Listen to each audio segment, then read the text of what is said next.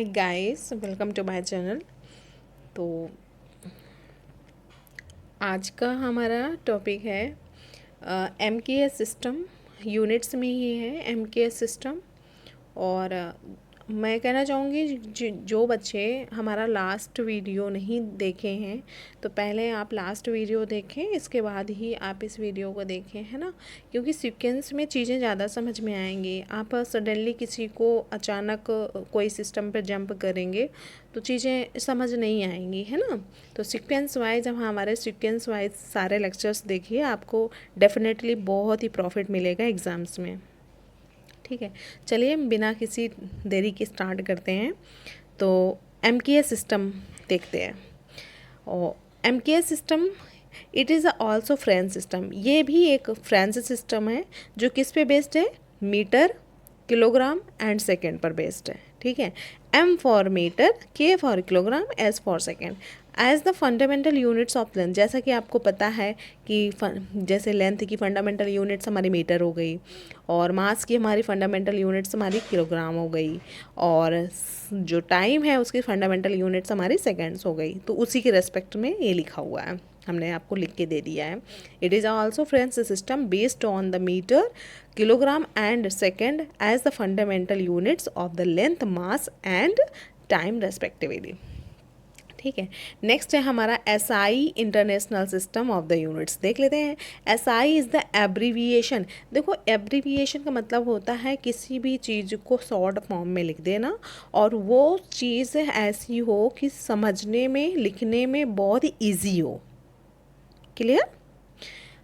क्या बताया मैंने कि एब्रीविएशन का मतलब होता है किसी चीज़ को बहुत ही शॉर्ट फॉर्म में लिख देना और वो चीज़ समझने, लिखने के लिए बहुत ही इजी हो जाए, तो उसको बोलते हैं abbreviation for system international units, है ना। SI का फुल फॉर्म क्या होता है? International units, system international units. ठीक है, S for system, I for international और यूनिट्स। ठीक है, विच इज़ फ्रेंच इक्विवेलेंट। ये भी फ्रेंच इक्विवेलेंट के जैसा ही है, for international system of units, for international system of units. ठीक है, दिस सिस्टम वॉज अडॉप्टेड। ये सिस्टम अडॉप्ट किया गया था 11th जनरल कॉन्फ्रेंस जब हुई थी, ऑफ वेट, किसकी? Of wait and measures in 1960 में जब हमारी 11th जनरल कॉन्फ्रेंस हुई थी, किसकी? वेट एंड मेजर्स की।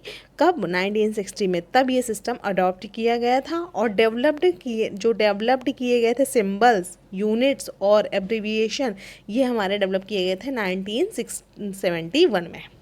क्या क्या डेवलप किया गया था? सिंबल्स, यूनिट्स और एब्रीविएशन। एब्रीविएशन का मतलब होता है, अभी हमने बताया, किसी भी मैटर्स को, किसी भी टॉपिक्स को बहुत ही इजी शॉर्ट वे में लिख देना, जो कि समझने और लिखने में बहुत ही इजी हो। ठीक है, वो 1971 में सिस्टम यूनिट्स को अडॉप्ट किया गया था। ठीक है, रिसेंटली अभी एक जनरल कॉन्फ्रेंस को रिवाइज़ किया गया है। कौन सी जनरल कॉन्फ्रेंस को? वेट एंड मेजर्स की। वो नवंबर 2018 में रिवाइज़ किया गया था, और जो ये कॉन्फ्रेंस रिवाइज़ की गई है 2018 में, ये कवर्स करती है all branches of science and technology. ये क्या करती है? साइंस और टेक्नोलॉजी की सभी ब्रांचेस कवर करती है। Clear? It is based on the following 7 basic units. और जो ये बेस्ड है, ये किस पर बेस्ड है?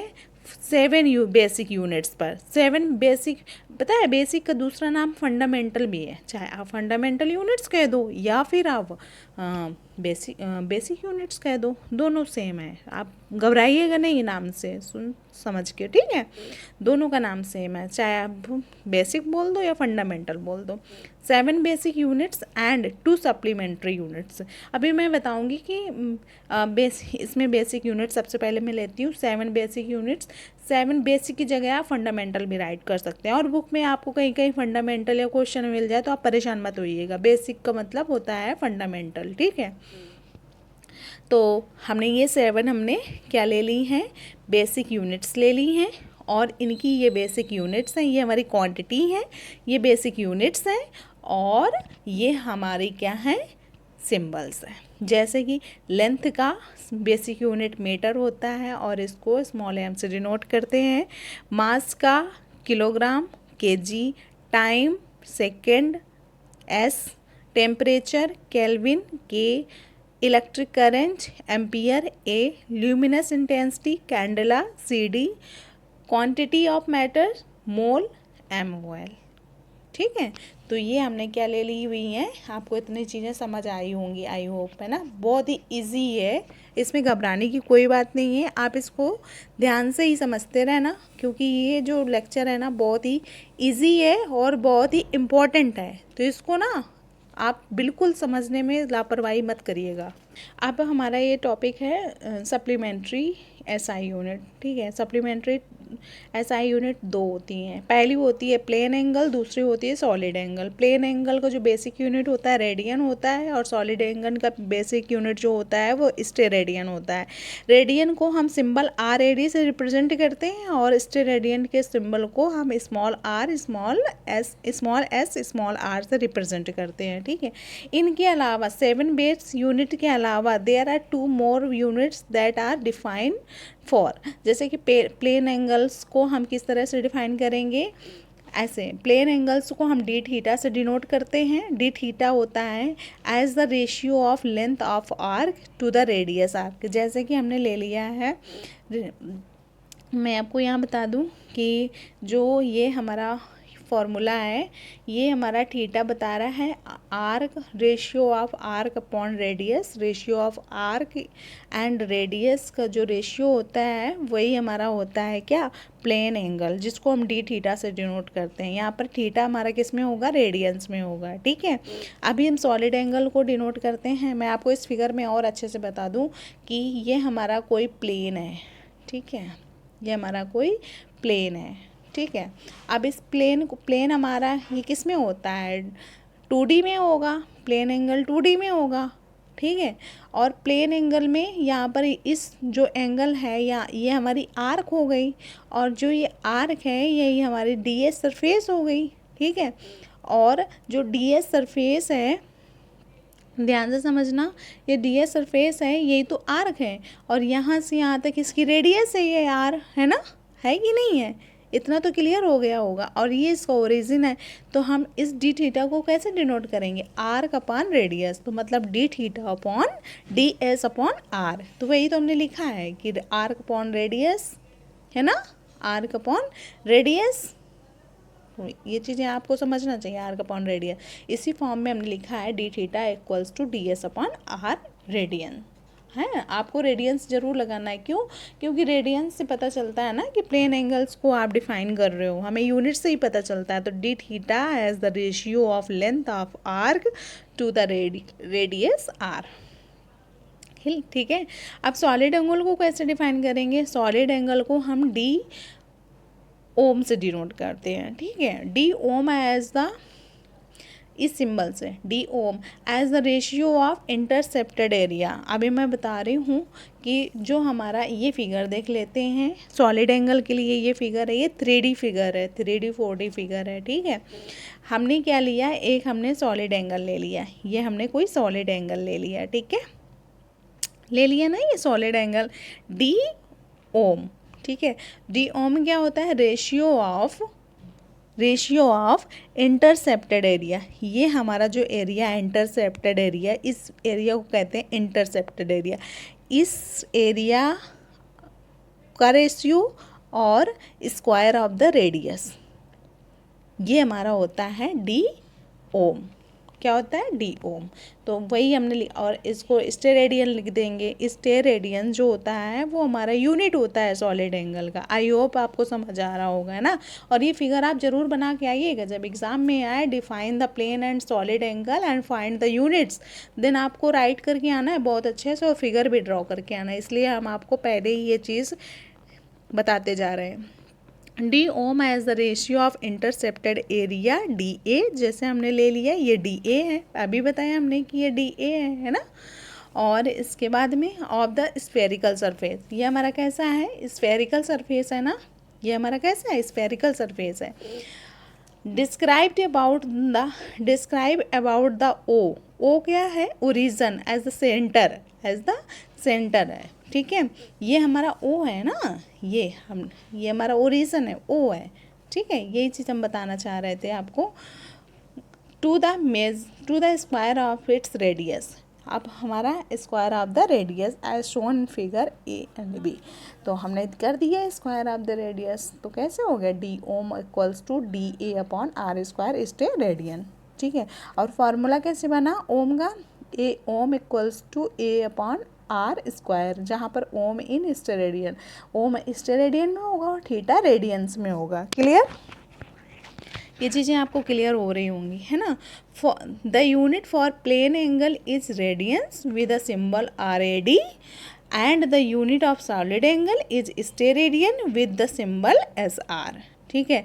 Both are these are dimensions less quantities, ये दोनों को दोनों कैसी हैं, डायमेंशन लेस क्वांटिटीज़ हैं। कैसी डायमेंशन लेस क्वांटिटीज़ होंगी, आप सोचो ज़रा कि डायमेंशन लेस क्वांटिटीज़ क्यों होंगी इसमें, क्योंकि इनका जो न्यूमरेटर होता है और डेनोमिनेटर होता है, एरिया आपको पता है कि एरिया हमारा मीटर स्क्वायर में होता है, और ऑलरेडी एरिया हमारा मीटर स्क्वायर में होता है, और ऑलरेडी ये जो रेडियस है ये स्क्वायर में ही है, तो दोनों कैंसिल हो जाएंगी, तो इनकी कोई यूनिट्स नहीं होती, मेरे कहने का ये मतलब है, समझ गए। ये डायमेंशंस लेस होती हैं। यूनिट तो ये कह सकते हैं ना कि जो यूनिट होती हैं रेडियंस होती हैं, सिंबल्स पता है, लेकिन जो इनकी डायमेंशंस होती है वो क्यों नहीं होती है, इसीलिए नहीं होती क्योंकि इनका जो न्यूमरेटर होता है और डेनोमिनेटर होता है वो दोनों सेम होता है। एरिया हमारा मीटर स्क्वायर में, तो आर भी हम आर स्क्वायर है, तो यहाँ भी मीटर स्क्वायर, तो एक दूसरे को कैंसिल आउट कर देंगे, ठीक है। आर का हमारा किस में होगा, मीटर सेंटीमीटर में होगा, रेडियस हमारा कैसा होगा, मीटर इंटू सेंटीमीटर में होगा, तो दोनों ये क्या होंगे, आपस में कैंसिल हो जाएंगे। जब आपस में कैंसिल हो जाएंगे तो कितना मिलेगा, जीरो मिलेगा। तो जीरो का मतलब क्या होता है, डायमेंशन लेस क्वांटिटीज़ हैं, दोनों को दोनों हमारी ये कैसी हैं, डायमेंशन लेस क्वांटिटीज़ हैं। कि definition of basic and supplementary SI unit, जो बेसिक यूनिट्स के डेफिनेशंस हैं उनको भी देखेंगे, और सप्लीमेंट्री यूनिट्स हैं उनकी भी डेफिनेशंस को हम देखेंगे, है ना। तो देख लेते हैं, 7 हमारी बेसिक यूनिट्स कितनी होती हैं, 7 होती हैं, तो 7 बेसिक यूनिट्स भी कवर कर रहे हैं इनकी डेफिनेशन, प्लस 2 सप्लीमेंट्री यूनिट थी उनकी डेफिनेशन यहाँ पर हम कवर करेंगे। तो चलो देख लेते हैं।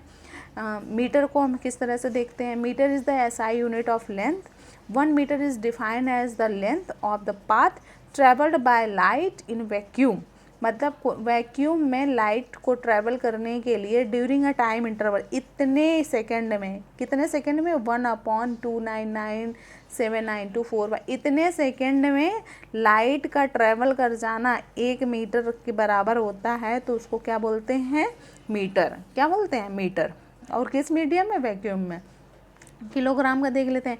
It is the SI unit of mass, ये मास की एसआई यूनिट है। 1 kilogram is the mass of prototype cylinder of platinum iridium alloy, मतलब वो सिलेंडर किससे बना होगा, प्लैटिनम इरिडियम एलॉय से बना होगा, जिसकी हाइट होगी इक्वल्स टू इट्स डायमीटर, जिसकी हाइट उसके डायमीटर के बराबर होगी, और वो प्रिजर्व जो होगा, वो जो सिलेंडर होगा preserved at the International Bureau of wait and Measures at saviour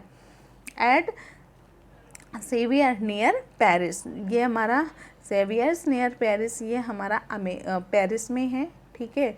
तो ये जगह का नाम है, और ये जो सिलेंडर होगा ये मास 1 kilogram is the mass of prototype cylinder, जो प्रोटोटाइप सिलेंडर का मास है प्लैटिनम इरिडियम से बना हुआ है, उसका जो वेट होगा और किसके द्वारा मेजर किया गया होगा, International Bureau of wait and Measures के द्वारा उस सिलेंडर को मेज़र किया गया होगा, वही उसका वेट आया 1 किलोग्राम, ठीक है। इतना क्लियर हुआ। टाइम को देख ले, it is the SI unit of time, 1 second is the duration of, वो जो 1 सेकेंड होता है वो ड्यूरेशन होता है of 9,192,631,770 periods of the radiation corresponding to the transition between 2 hyperfine levels of the ground state of the cesium 133 atoms. इसका ये मतलब है कि जो टाइम का एसआई यूनिट होता है वो क्या होता है, सेकंड होता है, ठीक है। और 1 सेकंड इज जो होता है वो ड्यूरेशन होता है इतने पीरियड्स का, मतलब इतने पीरियड्स हो जाने चाहिए 1 सेकेंड में। जब इतने पीरियड्स हमारे हो जाएंगे और किसके, रेडिएशन को, किसके, रेडिएशन के, किसके corresponding to the transition between, किसके बिटवीन में, टू हाइपर फाइन लेवल, दो ऐसे हाइपर फाइन लेवल होंगे जिनके बीच में कितने रेडिएशन ट्रांजिशन होना चाहिए, इतने रेडिएशन पीरियड ट्रांजिशन हो जाना चाहिए। जब इतने रेडिएशन ट्रांजिशन हो जाएंगे तो हमारा क्या बन जाता है, 1 सेकेंड बन जाता है, ठीक है। मोल को देख लेते हैं। Mole is that amount of a substance, substance का अमाउंट होता है क्या, मोल। मोल क्या होता है, ये हमारा सब्सटेंस का अमाउंट होता है। Which contains as many elementary entities, जो जो कंटेन्स, जिसके पास होता है क्या, एज मैनी, बहुत सारे, elementary entities, as there are atoms in 0.12 kilogram of carbon 12 isotopes. The entities में भी एटम, इंटाइटीज़ आपके एटम्स भी हो सकते हैं, मॉलिक्यूल्स भी हो सकते हैं, ऑयंस भी हो सकते हैं, एक्सेट्रा हो सकते हैं, ठीक है। सप्लीमेंट्री एसआई यूनिट देख लेते हैं, रेडियंस और स्टूडेंट। तो रेडियंस को हम RAD सिंबल से डिनोट करते हैं ना। It is the defined as the plane angle subtended at the centre of a circle. अभी मैंने पीछे फिगर दिखाया है ना, बिल्कुल वही है। By an arc equal in length to the radius of the circle, मतलब जितनी इसकी लेंथ होगी आर्क की उतनी हमारी रेडियस होनी चाहिए, तो वो क्या होता है, रेडियंस होता है। वो थीटा क्या होता है, थीटा हमारा बन जाता है, रेडियंस बन जाता है। मतलब जितना, अगर हमने देखा अगर 1 मीटर का आर्क है तो रेडियस भी हमारी 1 मीटर की हो, समझ गए। अभी आप नहीं समझे होंगे, चलो मैं समझाती हूँ। इसमें देखो, अगर ये 1 मीटर है हमारी रेडियस, ठीक है, और इसमें अगर हमने आर के ड्राइव किया है तो ये भी हमारा 1 मीटर होना चाहिए। जब ये दोनों 1 मीटर होंगे तो रेडियंस को हम थीटा से डिनोट करते हैं। थीटा इक्वल्स टू होता है आर्क अपॉन रेडियस, यही तो होता है। तो आर्क अपाना हमारा 1 मीटर है और रेडियस भी हमारी 1 मीटर है, तो ये दोनों कैंसिल हो गए, तो ये हमारी कैसी हुई, 1। और इसके बाद कोई इसकी डायमेंशंस नहीं हुई, क्योंकि यूनिट ही नहीं आई है इसलिए। और इसकी जो रेडियंस, जो थीटा को हम यूनिट में राइट करते हैं वो रेडियंस में राइट करते हैं, और इसकी डायमेंशंस लेस हो आ गई क्योंकि क्वांटिटी लेस हो गई ना, इसलिए। क्लियर। नेक्स्ट इसी में हम देखते हैं, बहुत इंपॉर्टेंट है, steradian. Steradian is defined as the solid angle subtended on the centre of a sphere by a surface of the sphere equals in area to that of a square having inside equal to the radius of the sphere. इसका यह मतलब है कि जैसे हमने figure जो दिखाया था लास्ट वन वाला, स्टेरेडियन वाला, उसी का ही है कि स्टेरेडियन होती है यूनिट हमारी किसकी सॉलिड एंगल की। तो सरफेस एरिया हमारा जितना था, सरफेस एरिया को लेंगे न्यूमरेटर में और रेडियस को लेंगे डेनोमिनेटर में, ठीक है। तो ये भी हमारा मीटर स्क्वायर में होगा, ये भी हमारा मीटर स्क्वायर में होगा, तो एक दूसरे को कैंसिल कर देंगे। जब एक दूसरे को कैंसिल कर देंगे तो यहाँ पर कोई क्वांटिटी आएगी, मतलब नंबर आएगा, है ना। बट वो नंबर हमारा कैसा होगा, वो नंबर हमारा डायमेंशन लेस होगा, समझ आया। और सॉलिड एंगल की यूनिट होती है स्टेरेडियन, ठीक है। कोहेरेंट सिस्टम ऑफ यूनिट देख लेते हैं कि एक्चुअली होता क्या है कोहेरेंट सिस्टम ऑफ यूनिट, है ना। It is a system of units based on a certain set of fundamental units. ये एक यूनिट का सिस्टम होता है, ठीक है। ये जो कोहेरेंट सिस्टम होता है ये यूनिट का एक सिस्टम होता है जो किस पे बेस्ड होता है, सेट ऑफ फंडामेंटल यूनिट्स पर। जो किस पे बेस्ड होता है, सेट ऑफ फंडामेंटल यूनिट्स पर, फ्रॉम विच, जिससे ऑल डिराइव्ड यूनिट्स, जिससे सभी derived units can be obtained. ऐसा कोई मान लेते हैं कि मैं आपको अभी एग्जांपल दूंगी, आप परेशान ना हो। मैं आपको एग्जांपल दूंगी। ऐसा यूनिट का सिस्टम होगा जो बेस्ड होगा फंडामेंटल यूनिट्स के सेट पर बेस्ड होगा, और जिससे हम सभी उन डिराइव्ड यूनिट्स को ऑब्टेन कर सकते हैं बाय सिंपल मल्टीप्लिकेशन करके या डिवीज़न करके, without introducing any numerical value और फैक्टर। बिना किसी न्यूमेरिकल वैल्यू या फिर फैक्टर के इंट्रोड्यूस किए बिना हम किसी भी डिराइव्ड यूनिट्स को ऑब्टेन कर सकते हैं physical multiplication, simple, I am sorry physical बोल गई, माफ़ी चाहूँगी मैं, बाय सिंपल मल्टीप्लिकेशन या फिर डिवीज़न मेथड से। समझ आया? जैसे मैं आपको एग्जैक्टली बता दूँ, फंडामेंटल यूनिट्स ऑफ लेंथ हमारी m है, ठीक है। सो यूनिट ऑफ एरिया कितनी हो जाएगी, L इंटू एल, मतलब L स्क्वायर। तो आपको पता है कि लेंथ की यूनिट होती है m, तो जब एक L की जब यहाँ पर L स्क्वायर है तो यहाँ m स्क्वायर हो जाएगी, क्योंकि लेंथ की यूनिट क्या होती है, मीटर होती है। इसीलिए नो इंट्रोड्यूस्ड एनी नंबर, कोई इंट्रोड्यूस नहीं किया गया है किसी भी नंबर में, ठीक है।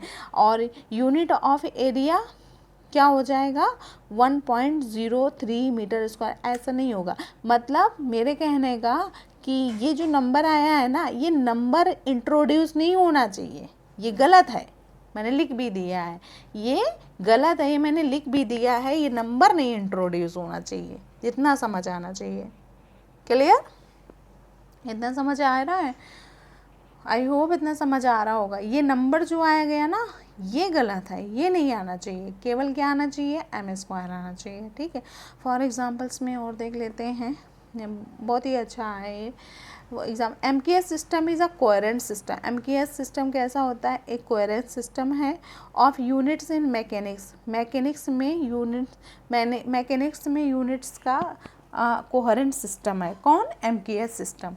All derived units in mechanics, सभी डिराइव्ड यूनिट्स मैकेनिक्स में, सभी derived units such as those of area, volume, density, acceleration, force etcetera can be obtained by the multiplication और डिवीज़न। मतलब ये कह रहा है कि जो MKS सिस्टम होता है ना, वो MKS सिस्टम मैकेनिक्स में यूनिट का कोहेरेंट सिस्टम होता है।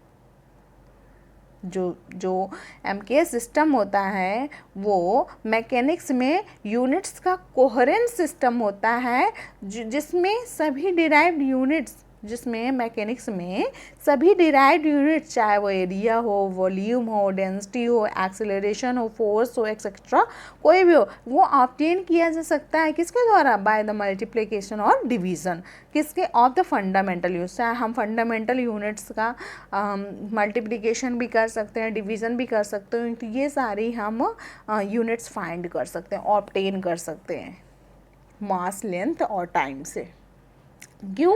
क्योंकि आपको पता है कि डायमेंशंस में मास MLT ही होते हैं ना मैक्सिमम केसेस में, इसलिए हमने इसको ले लिया MLT।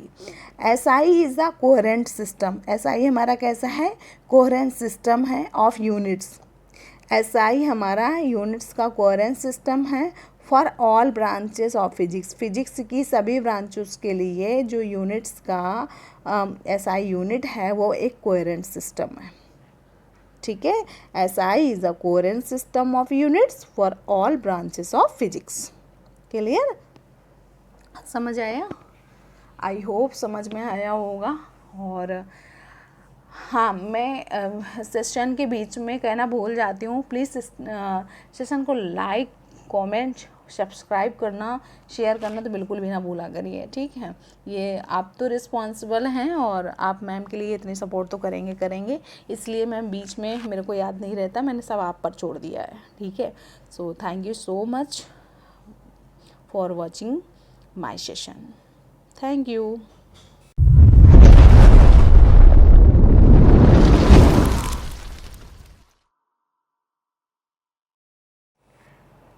हेलो गाइस, कैसे हैं आप सभी लोग? आई होप आप अच्छे होंगे। तो आज हमने लिया है chapter number first. Chapter number first का नेम है यूनिट्स एंड मेज़रमेंट। ये क्लास 11th का फिजिक्स है, ठीक है। तो देख लेते हैं कि इसमें कौन कौन से हमारे पॉइंट्स हैं, कौन कौन से टॉपिक्स हैं। तो जो हमारा नेम है यूनिट्स एंड मेजरमेंट का, वो ये है नीड फॉर द मेज़रमेंट। हमें मेज़रमेंट की ज़रूरत क्यों पड़ी, हमें मेज़रमेंट की ज़रूरत क्यों पड़ी। तो पहले तो जानते हैं कि फ़िज़िक्स क्या होता है, फ़िज़िक्स होती क्या है एक्चुअली, ठीक है। इट्स अ ब्रांच, ये एक ब्रांच है साइंस की, है ना। जैसे कि पेड़ में बहुत तरह की ब्रांचेस होती हैं ना, तरह तरह की, उन उसी में से एक ऐसी ब्रांच है जिसका नाम है फिजिक्स, ठीक है। ऐसे ऐसे समझेंगे। मेरी आर्ट तो ज़्यादा अच्छी नहीं है, बट फिर भी मैं बना दे रही हूँ, ठीक है, समथिंग। ये कोई है, तो आप देख पा रहे हैं ना कि ऐसे ये सारी क्या है, ब्रांचेस हैं। मान लेते हैं कि इस ब्रांच का नेम है फिजिक्स। क्या नेम है, फिजिक्स। इसका मान लेते हैं नेम है बायो, इसका नेम है मान लेते हैं मैकेनिक्स, कुछ भी ले लेते हैं, केमिस्ट्री वगैरह समथिंग, ठीक है। ऐसे ही एक फिजिक्स हमारी ब्रांच है साइंस की, जो डील करता है नेचर की स्टडी पर। नेचर क्या होता है, फिजिकल चीज़ें जिनको आप देख सकते हैं, छू सकते हैं, ठीक है। उन चीज़ों की स्टडी करना वो किसके अंतर्गत आता है, साइंस फिजिक्स के अंतर्गत आता है। तो इसको एक लाइन में कैसे लिखें, it's a branch of science which deals with the study of nature, ठीक है। For a precise description, for a precise description of any such phenomena, कोई मान लेते हैं किसी एक्यूरेट या प्रेसीजन डिस्क्रिप्शंस के लिए हमें मान लेते हैं कोई भी हमारा कोई फिनोमेना है, तो उसके लिए मेज़रमेंट्स जो है ना, क्वांटिटीज़ की जो मेज़रमेंट है वो सबसे ज़रूरी होती है, ठीक है। कोई भी क्वांटिटी है, क्वांटिटी हमारी अभी आगे चलेंगे कि क्वांटिटीज़ एक्चुअली होती क्या हैं, है ना, तो बताऊंगी आगे। तो उन क्वांटिटीज़ का मेज़रमेंट बहुत ही इसेंशियल है अगर हमें किसी प्रेसाइज डिस्क्रिप्शन की ज़रूरत है किसी भी फिनोमेना की। तो कैसे लिखेंगे, for a precise description of any such phenomena measurement of the quantities involved is essential. Example देख लेते हैं हम, एग्जाम्पल देख लेते हैं। If someone is having fever, मान लेते हैं किसी को बुखार है, तो सबसे पहले क्या करेंगे, measurement of the temperature of body is essential. तभी तो जानेंगे कि बुखार है कि नहीं है, टेम्परेचर बॉडी का कितना है, ज़्यादा है कि कम है ना। उसी के अकॉर्डिंग हम डिसाइड करेंगे कि क्या मेज़रमेंट है, ठीक है। नेक्स्ट है इसी में हमारा फिजिकल क्वांटिटीज़, ठीक है। फिजिकल क्वांटिटीज़, फिजिकल क्वांटिटीज़ क्या होती हैं, all those quantities which can be measured, वो सभी क्वांटिटीज़ जिनको हम मेज़र कर सकते हैं डायरेक्टली और इनडायरेक्टली। वो सभी क्वांटिटीज़ जिनको हम मेज़र कर सकते हैं डायरेक्टली और indirectly, in terms of which, जिसके टर्म्स में law of physics can be expressed, जो फिजिक्स के लॉ हैं उनको एक्सप्रेस्ड किया जा सकता है, हो सकता है उनके टर्म्स में, वही हमारी क्या कहलाती हैं, फिजिकल क्वांटिटीज़ कहलाती हैं। क्लियर। तो कैसे राइट करेंगे, all those quantities which can be measured directly or indirectly in terms of which the law of physics can be expressed are called physical quantities, right। Example में देख लेते हैं, जैसे लेंथ हो गई, मास हो गया, टेम्परेचर हो गया, etcetera. Not a physical quantity, physical quantity कौन सी नहीं होती, जैसे सोरो हो गया, मतलब जिस कोई दुख है, कितना दुख है, 1 किलो, 1 ग्राम, 1 लीटर, ये तो ऐसे मेज़र नहीं किया जा सकता ना। हैप्पीनेस, कितना खुश हो, इसकी कोई यूनिट है क्या, नहीं है ना, तो इसको मेज़र नहीं कर सकते हैं। तो क्या कह सकते हैं कि जिनको हम डायरेक्टली और इनडायरेक्टली मेज़र कर सकते हैं वो हमारी क्या होती हैं, फिजिकल क्वांटिटीज़ होती हैं। क्लियर। नेक्स्ट है हमारा इसी में 2 टाइप्स ऑफ फिजिकल क्वांटिटीज़, देख लेते हैं कौन कौन सी। फर्स्ट होती है फंडामेंटल क्वांटिटीज़ और सेकंड होती है, सेकंड अभी आगे बताएंगे कि क्या होती है। फर्स्ट हमारी होती है फंडामेंटल क्वांटिटीज़। फंडामेंटल क्वांटिटीज़ वो क्वांटिटीज़ होती हैं, fundamental quantities which are independent of other physical quantity. ऐसी फंडामेंटल क्वांटिटीज़, ऐसी क्वांटिटीज़ जो दूसरी क्वांटिटीज़, जो दूसरी फिजिकल क्वांटिटीज़ के ऊपर डिपेंड ना करें, समझ गए। वो खुद पे ही डिपेंड करें, किसी दूसरे पर डिपेंड ना करें, और and do not require the help of any other physical, और उन्हें किसी दूसरी फिजिकल क्वांटिटीज़ की हेल्प की भी ज़रूरत भी ना हो। ऐसी फिजिकल क्वांटिटीज़ को क्या कहते हैं? फंडामेंटल क्वांटिटीज़ कहते हैं। ठीक है, ये हमारी फंडामेंटल जो क्वांटिटीज़ होती हैं वो 7 फंडामेंटल क्वांटिटीज़ होती हैं। 7 फंडामेंटल क्वांटिटीज़ कौन कौन सी होती हैं? Mass, length, time, electric current, temperature, luminous intensity, amount of substance. कौन कौन सी होती हैं? 1 2 3 4 5 6 और 7। ठीक है, समझ आया? आई होप समझ में आया होगा। ठीक है, इसको आप एक बार फिर से यहाँ से आप देख लीजिए कि फंडामेंटल हमारी क्वांटिटीज़ कौन, बहुत ही ईजी है। इसको हमने सीक्वेंस वाइज राइट कर दिया है।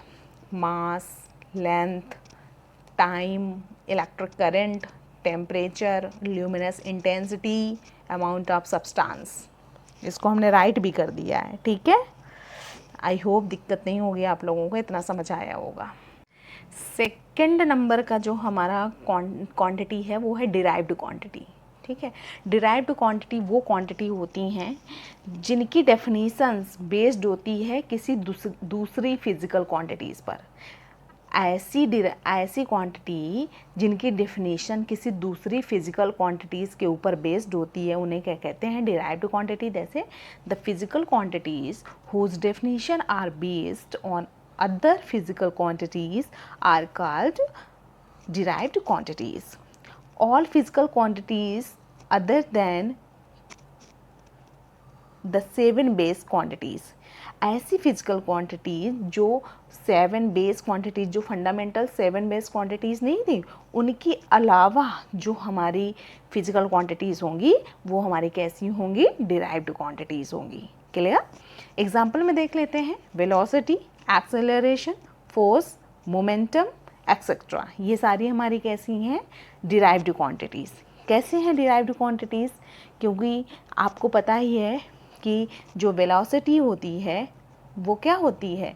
ये टाइम और डिस्टेंस के रेस्पेक्ट में होती है। तो यहाँ पर जो वेलोसिटी है डिस्टेंस पर भी डिपेंड की और टाइम पर भी डिपेंड की। क्लियर? समझ आया? फोर्स क्या होता है? m इंटू ए, मास इंटू एक्सेलरेशन। तो फोर्स भी कितने चीज़ों पर डिपेंड किया? 2 चीज़ों पर डिपेंड किया कि नहीं किया? है ना? तो फोर्स ऐसे नहीं आया, 2 क्वांटिटी की हेल्प से ये मान लो थर्ड प्रोडक्ट है। मास और एक्सेलरेशन का हमने क्या कराया? मल्टीप्लाई कराया। Product of the mass and acceleration is known as force. तो फोर्स तब आया है ना, तो ये कैसी हुई? डिराइव्ड हुई। तो ये सारी कैसी हैं? डिराइव्ड क्वांटिटीज़ हैं। क्लियर? मेज़रमेंट की देख लेते हैं। डेफिनेशन क्या होता है मेज़रमेंट को? हम साइंस वर्ड में कैसे राइट करेंगे? The measurement of physical quantities is the process. ये किसी भी फिजिकल क्वांटिटीज़ का जो मेज़रमेंट है वो प्रोसेस है of comparing this quantity with a standard amount of physical quantity. मान लेते हैं कोई स्टैंडर्ड अमाउंट की, मान लेते हैं ऐसे करके देखते हैं, ये कोई हमने पॉट ले लिया है, इसमें कोई स्टैंडर्ड फिजिकल क्वांटिटी है।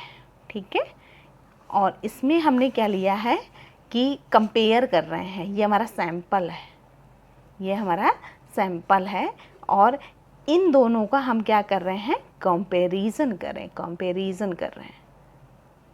ठीक है, इन दोनों का कंपैरिजन कर रहे हैं। तो कैसे लिखा है कि measurement of physical quantity is the process of comparing this quantity with the standard amount of physical quantity of the same kind. अगर ये केजी में है तो ये भी केजी में होना चाहिए, अगर ये जी में है तो ये भी जी में होना चाहिए। ऐसा नहीं कह सकते कि ये केजी में है और ये लीटर में, इनका हम कंपेयर नहीं कर सकते हैं। इसका ये मतलब लिखा हुआ है। Clear? Of the same kind, same की होनी चाहिए, is called its unit. Clear? समझ गए? यूनिट्स। इस सेम काइंड्स की जब हम फिजिकल क्वांटिटीज़ का कंपेयर करते हैं उनको क्या कहते हैं? फिर यूनिट्स में आ जाता है। ठीक है, measurement of the physical quantity depends, जो मेजरमेंट होता है फिजिकल क्वांटिटीज़ का वो डिपेंड किस पे करता है? पहला तो होता है कि यूनिट पर और दूसरा होता है न्यूमेरिकल वैल्यू पर। ठीक है, पहला क्या होता है यूनिट, दूसरा क्या होता है न्यूमेरिकल वैल्यू पर। तो इसको कैसे करेंगे, the measurement of physical quantity depends on the unit in which the quantity is measured the numerical value, जिसमें जो हमारी क्वांटिटी है वो मेज़र की जा रही है। मेज़रमेंट को हम क्वांटिटी को कैसे, अभी एग्जांपल में समझाते हैं तब समझ में आएगा। न्यूमेरिकल वैल्यू हमारी n है, n is inversely proportional to the size unit, इसको u से क्या डिनोट किया, यूनिट ऑफ द यूनिट। तो q हमारा क्वांटिटी है, n हमारा न्यूमेरिक वैल्यू है, u हमारा यूनिट है, तो हमारा क्वांटिटी इक्वल्स टू क्या बना, numeric value equals into unit, q equals to N U. Clear, यहाँ से हम n निकालेंगे तो n हमारा इन्वर्सली प्रोपोर्शनल हो जाएगा किसके, यूनिट के। ठीक है, अब मान लेते हैं कि हमारे पास दो सब्सटेंसेस हैं, एक ले लिया हमने शुगर और दूसरा ले लिया हमने राइस। तो जो न्यूमेरिक वैल्यू शुगर की है वो n1 है और यूनिट जो है शुगर की वो un है, और जो राइस लिया है उसकी न्यूमेरिक वैल्यू n2 है और u2 जो है वो हमारा राइस का यूनिट है। इसलिए हमने बेस में सफिक्स में 1 1 2 2 लगा दिया। ठीक है तो ये क्वांटिटी। क्लियर, तो यहाँ से Q equals to N U, जिसमें से Q हमारा क्वांटिटी है, N हमारा न्यूमेरिक वैल्यू है और U हमारा यूनिट है। क्लियर हुआ। फिजिकल यूनिट कैसे डिफाइन करेंगे, फिजिकल यूनिट क्या होता है, the standard amount of a physical quantity chosen to measure the physical quantity of the same kind is called a physical unit. अभी बताया था मैंने कि जैसे कि हमारे पास दो सब्सटेंस हैं, दोनों सब्सटेंस हमारे ग्राम ग्राम में हैं, तो इनकी फिजिकल यूनिट हमारी क्या होगी, ग्राम होगी। क्या होगी, ग्राम होगी। तो जिसमें चीज़ों को मेज़र किया जाता है, अब जैसे लेंथ है, अब लेंथ हमने लिया, अब लेंथ को तो चाहे हम मिलीमीटर में नापेंगे या सेंटीमीटर में नापेंगे या डेसीमीटर में नापेंगे, है ना, या मीटर में नापेंगे, किलोमीटर में नापें, तो ये हमारी जो ये यूनिट हैं यही तो हमारे क्या हैं, ये जो शो करते हैं कि कितना है, कितना बोलते नहीं है कि सफिक्स में कितना है, कितने मीटर हैं, ये तो मीटर सेंटीमीटर जैसे यही तो हमारी यूनिट है। तो standard amount of the physical quantity chosen to measure the physical quantity of the same kind is called a physical unit। ठीक है, इतना समझ में आया होगा, आई होप समझ में आ रहा होगा, और समझने की भी कोशिश करें।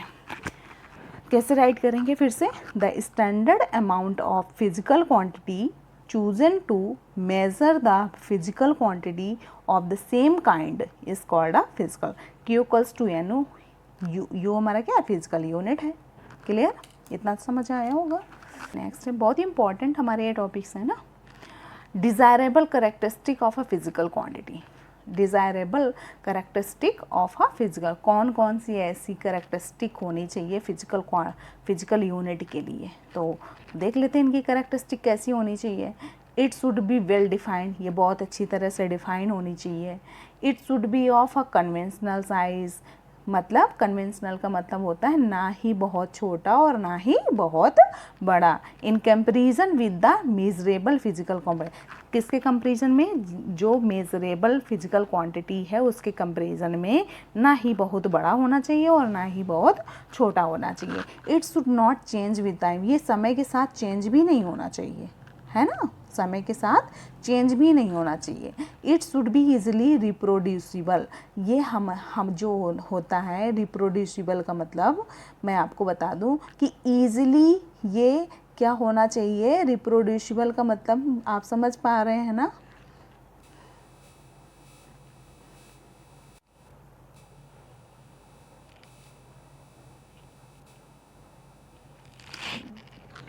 नेक्स्ट हमारा इसी में है desirable characteristic of a physical unit.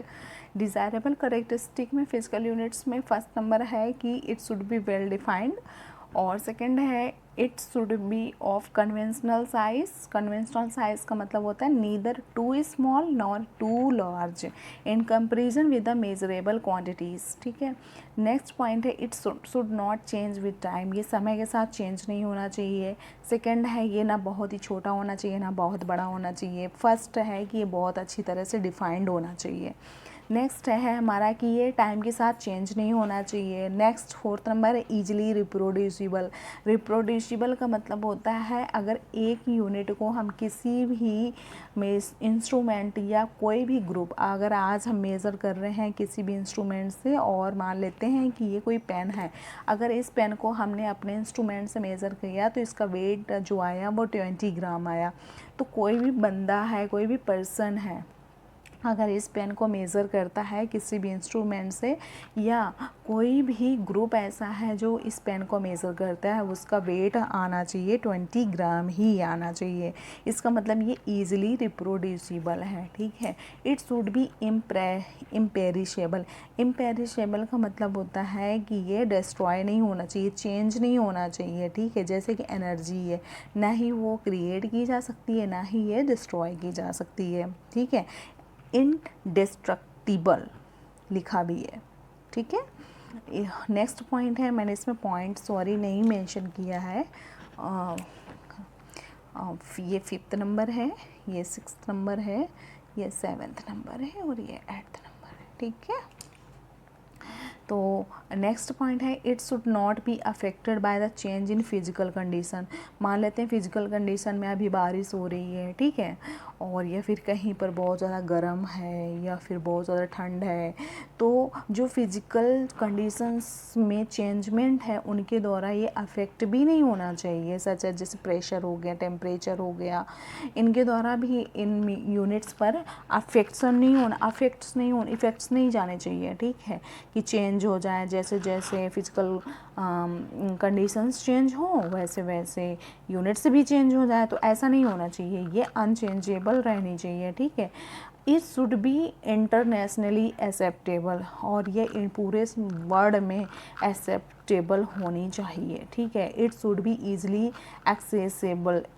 Accessible का मतलब ये होता है कि किसी भी कंट्री इसको एक्सेस कर सकती है। मान लीजिए इंडिया है, इंडिया में हम वेट को ग्राम, किलोग्राम ऐसे मेजर करते हैं, तो आप चाहे आप यूएसए में चले जाएं, ऑस्ट्रेलिया में चले जाएं, इनकी यूनिट्स होती हैं, उन्हीं यूनिट्स को ही एक्सेप्ट करेंगे। तो हर एक कंट्री इसको एक्सेसिबल है, इस हर एक कंट्री के लिए ये यूनिट्स कैसी हैं, एक्सेसिबल हैं, ठीक है। अब देख लेते हैं कि सिस्टम ऑफ यूनिट्स क्या होता है। तो सिस्टम ऑफ यूनिट्स जैसा कि नाम से पता चला होगा कि a complete set of units. System of एक कंप्लीट सेट तो होता है यूनिट का, जिसमें फंडामेंटल और डिराइव। मान लेते हैं मैं आपको एक चीज़ दिखाऊं, ये मोबाइल कवर ही ले लेते हैं, ठीक है। इस मोबाइल कवर में मैं आपको दिखाती हूँ कि इसमें मान लीजिए ये फंडामेंटल यूनिट है, ये डिराइव्ड यूनिट है, ये फंडामेंटल यूनिट है, ये डिराइव्ड यूनिट है, ठीक है। इस बॉक्स में हमने रख दी है, ठीक है, इस बॉक्स में हमने रख दी है। तो इस बॉक्स को हम पता है क्या नाम देंगे, सिस्टम ऑफ यूनिट्स नाम देंगे। क्यों? क्योंकि इस बॉक्स में दोनों क्वांटिटीज़, दोनों यूनिट्स हैं, चाहे वो हमारी फंडामेंटल यूनिट्स हो या फिर डिराइव्ड यूनिट्स हो, ये बॉक्स में दोनों तरह की यूनिट्स अवेलेबल हैं, है ना। तो इसको हम बोलते हैं सिस्टम ऑफ यूनिट्स। क्या बोलते हैं? सिस्टम ऑफ यूनिट्स बोलते हैं। Which is use to measure all kinds of fundamental और डिराइव्ड यूनिट्स। एक कंप्लीट सेट्स होता है यूनिट का, जो यूज़ किया जाता है मेज़र करने के लिए सभी प्रकार की फंडामेंटल और डिराइव्ड क्वांटिटीज़ को मेज़र करने के लिए यूज़ किया जाता है, उन्हीं को कहते हैं सिस्टम ऑफ यूनिट्स, ठीक है। क्लियर हुआ? और आपको पता है Q = to N U होता है, जिसमें से Q हमारी क्वांटिटी है, N हमारा न्यूमेरिक वैल्यू है, U हमारा क्या है, यूनिट है। किसका? फिजिकल क्वांटिटी का यूनिट है, unit of physical quantity. Clear? Next इसी में टॉपिक है commonly used system of units. जो कॉमनली यूज़ होते हैं ना सिस्टम ऑफ यूनिट्स, वो कौन कौन से होते हैं? तो general and system of units में देयर आर इन जनरल, ये हमारे जो हमने सिस्टम लिए हैं जनरल और सिस्टम ऑफ यूनिट्स हैं, जनरली यही यूज़ होते हैं। CGS सिस्टम हमने पहले ले लिया है। CGS सिस्टम ये फ्रांस में सेटअप किया गया था और ये बेस्ड है सेंटीमीटर्स, ग्राम और सेकेंड में as the fundamental units of length. जैसे कि सेंटीमीटर, लेंथ को हम सेंटीमीटर में मेज़र करेंगे, मास को हम ग्राम में मेज़र करेंगे, लेंथ को हम सेंटीमीटर में मेज़र करेंगे और टाइम को सेकंड में मेज़र करेंगे, ठीक है। तो जो CGS सिस्टम होता है वो CGS ऐसे बना है, ठीक है। आप इतना तो याद रखोगे जल्दी से। C for centimetre, G for gram, S for second, ऐसे याद रखोगे। और C सेंटीमीटर किसका हो गया, लेंथ का हो गया, और G हमारा हो गया मास का क्योंकि ग्राम है, और S हमारा सेकेंड है तो टाइम को हो गया, इस तरह से। नेक्स्ट है हमारा FPS सिस्टम, ये हमारा ब्रिटिश सिस्टम है। कैसा, और ये based on foot, pound and second. F for foot, P for pound, S for second, इसलिए इसका नाम पड़ा है FPS सिस्टम और ये ब्रिटिश सिस्टम है, ठीक है। इसमें as the fundamental units of the length, जैसे कि पाउंड को हम जैसे फुट को, लेंथ को हम फुट में मेज़र करेंगे, मास को हम पाउंड में मेज़र करेंगे और टाइम को हम सेकंड में मेज़र करेंगे, ठीक है। इतना समझ आया हो। और सेशन को लाइक सब्सक्राइब करते रहिएगा, है ना। मेरे को याद नहीं रहता बोलने का, बट आप लोग इतने समझदार हो कि मैम को तो सपोर्ट करोगे। नेक्स्ट है हमारा MKS सिस्टम, है ना। MKS सिस्टम देख लेते हैं।